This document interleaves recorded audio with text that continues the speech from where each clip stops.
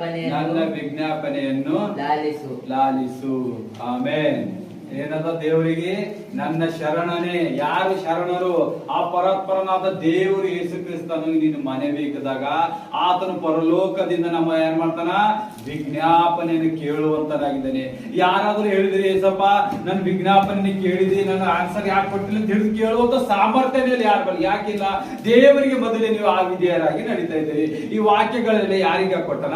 ದಾವೀದ ರಾಜನು ಎಲ್ಲಿ ಹೋದರೂ ತನ್ನ ಸಮ್ಮುಖದಲ್ಲಿ ಹೋಗುವುದಕ್ಕಿಂತ ಮೊದಲು ಏನ್ ಮಾಡ್ತೀನ?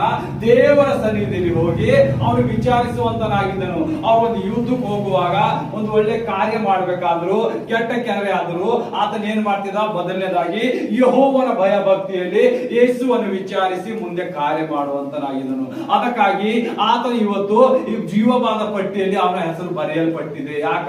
ಯಾವುದೇ ಕಾರ್ಯ ಮಾಡಿದ್ರು ನೀವು ಮೊದಲು ಏನ್ ಮಾಡ್ಬೇಕು? ದೇವರ ಸಮ್ಮುಖದಲ್ಲಿ ಇರ್ಬೇಕು. ದೇವರೇ ನನ್ನ ವಿಜ್ಞಾಪನೆ ಕೇಳು, ನಾನು ನಿನಗಾಗಿ ಮನವಿ ಇಡ್ತಾ ಇದ್ದೆ, ನಾ ಇವತ್ತು ಕೆಲಸ ಮಾಡ್ತಾ ಇದ್ದೆ ದೇವರೇ, ನಾನ್ ಮಾಡ್ಲೇ ಬೇಡ. ಇವತ್ತು ನಾ ಈ ಕಲ್ಲು ಖರೀದಿಸ್ತಾ ಇದ್ದೆ, ಇದನ್ನ ಖರೀದಿಸಲ ಬೇಡ. ನಾ ಈ ಫ್ಯಾನ್ ಖರೀದ ಹೋಗ್ತಾ ಇದ್ದೇನೆ ಏಸಪ್ಪ, ತಗೊಳ್ಳಿ ಬೇಡ. ಏಸಪ್ಪ ಇವತ್ತು ನಾ ಕಾರ್ಯಕ್ಕೆ ಹೋಗ್ತಾ ಇದ್ದೆ, ನಾ ಹೋಗ್ಲೇ ಬೇಡ. ಯಾರು ಕೇಳೋದಿಲ್ಲ.